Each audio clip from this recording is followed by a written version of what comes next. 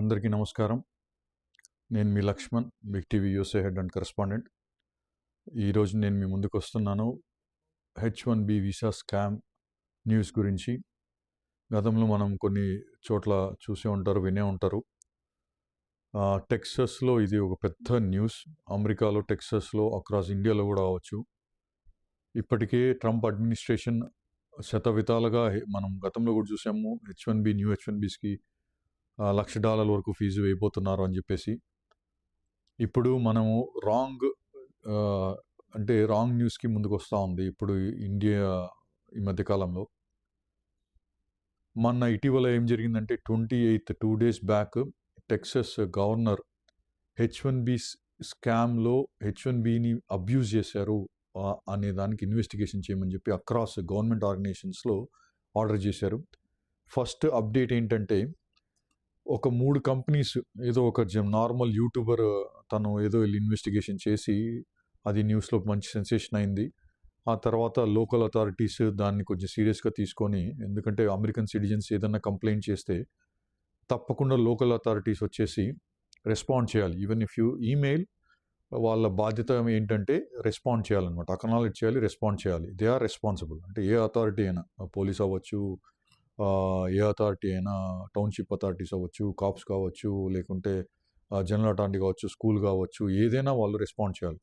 So దీని back వచ్చామంటే ఏమైందంటే ఏదైతే కంపెనీస్ వాళ్ళు లిస్ట్ చేసుకున్నారో, మోస్ట్ ఆఫ్ ద కంపెనీస్ ఈ హౌస్ అడ్రస్ పెట్టుకున్నాయి. అంటే పెట్టుకోవచ్చు, ఇక్కడ హౌస్ అడ్రస్ పెట్టుకోకూడదని నేను అన్నాను, పెట్టుకోవచ్చు. సో USCIS ఏదైతే యునైటెడ్ స్టేట్స్ సిటిజన్షిప్ గ్రూప్ వాళ్ళు ఉంటారో, ఏదైతే వీసా ప్రాసెసింగ్ అంతా ఎక్స్టెన్షన్స్ ఇక్కడ చేస్తారో, వాళ్ళకి అప్డేట్ చేస్తూ ఉండాలి. ప్రతిసారి ఎంప్లాయర్ అడ్రస్ మారినా ఏం చేసినా కూడా ఒక ఎంప్లాయీ మారితే చేయాలన్నమాట. సో ఇప్పుడు ఏం జరిగిందంటే ఈ అటార్నీ జనరల్ ఎవరైతే ఉన్నారో, అటార్నీ జనరల్ అంటే పబ్లిక్ ప్రాసిక్యూటర్తో అనమాట. ఇండియాలో పబ్లిక్ ప్రాసిక్యూటర్ అంటారు కదా, ఇక్కడ అటార్నీ జనరల్ అంటారు.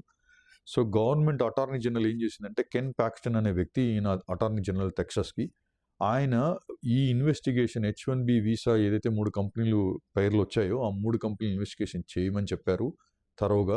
అలానే అన్నీ ఏవైతే ఉన్నాయో అక్కడ H1s అన్ని కూడా ఇన్వెస్టిగేట్ చేయమన్నారు. జనరల్గా H1 వీసా అన్నది ఫెడరల్ గవర్నమెంట్ కింద వస్తుంది. ఫెడరల్ గవర్నమెంట్ అంటే సెంట్రల్ గవర్నమెంట్ అనమాట.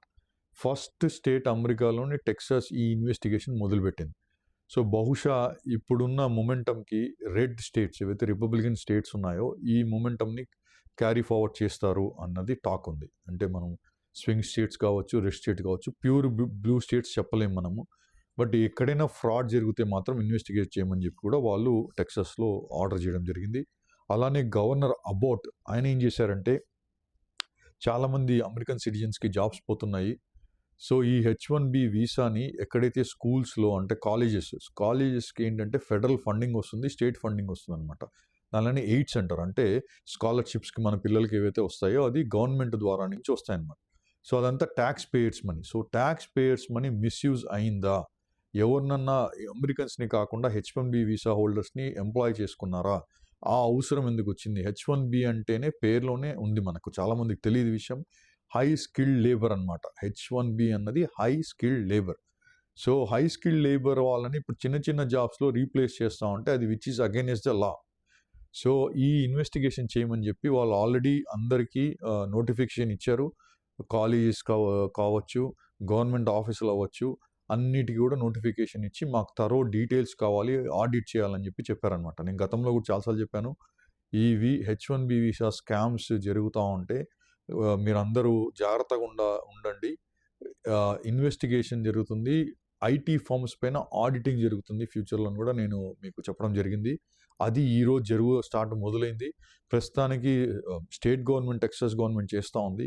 ఫెడరల్ గవర్నమెంట్ కూడా ఇందులో పాలు పొందొచ్చు అని చెప్పి కూడా మనకు న్యూస్ వస్తూ ఉంది.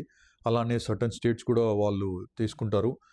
ఇదంతా USCIS అంటే యునైటెడ్ సిటిజన్షిప్, DHS, ఇమిగ్రేషన్ వచ్చేసి DHS, department of homeland security, USCIS ఇవన్నీ చూసుకుంటారు. ఐస్ అన్న వాళ్ళు కూడా, కస్టమ్ బార్డర్ ఎన్ఫోర్స్మెంట్ వాళ్ళు. సో ఓవరాల్ ఏంటంటే ఈ H1B ఎక్కడైనా అబ్యూస్ జరిగి ఉంటే మాత్రం వాళ్ళు కొంచెం సీరియస్గా తీసుకునే పరిస్థితి కనిపిస్తూ ఉంది. గతంలో కూడా చాలా కంపెనీస్ పైన ఈ ఇన్వెస్టిగేషన్ జరిగి, మనము గూగుల్ చేసినాక దొరుకుతుంది, విప్రో కానీ, టీసీఎస్ కానీ, మన సత్యం అంటే విప్రో, టీసీఎస్, కాగ్నిజెంట్ చాలా ఫర్మ్స్ పైన ఫైన్స్ ఏశారు. ఈ అబ్యూజ్ చేసి డిస్క్రిమినేషన్ జరిగింది, అబ్యూజ్ జరిగిందని చెప్పేసి. సో, ఇప్పుడు ఇంకా హై లెవెల్‌లో జరుగుతా ఉంది. ఇంకా చూడాలి మనకి ఇప్పుడిప్పుడే పూర్తి వివరాలు రావడానికి ఇన్వెస్టిగేషన్ జరుగుతుంది కాబట్టి టైం పట్టొచ్చు. సో, ఎవరైతే మన వాళ్ళు ఉన్నారో నేనెప్పుడూ చెప్తా ఉంటాను. ఆహ్, మన లాస్ ఏవైతే యూఎస్ లాస్ ఉన్నాయో దాన్ని మీరు అవగాహన తెచ్చుకోండి. ఆ యూఎస్ లాస్‌ని మీరు పాటించండి. దాన్ని బౌండరీస్ దాటకండి. సో, ఇవి నేను మళ్ళీ మళ్ళీ చెప్తా ఉంటాను. అది మన మంచి కొరకే. సో, ఈ మధ్య కాలంలో భారతీయుల పైన నెగెటివ్ ప్రాపగండా నడుస్తా ఉంది. కొన్ని గుడ్ రీజన్స్, బ్యాడ్ రీజన్స్ ఉన్నాయి. అది we have to pass through this. తప్పు చేయకండి. తప్పు చేస్తే తప్పించుకోకండి. ఆహ్, మోసపోకండి. మోసం చేయకండి. అంతే. నేను మీ లక్ష్మణ్. న్యూజెర్సీ, న్యూయార్క్ నుంచి రిపోర్ట్ చేస్తున్నా బిగ్ టీవీ కొరకు. Thank you very much.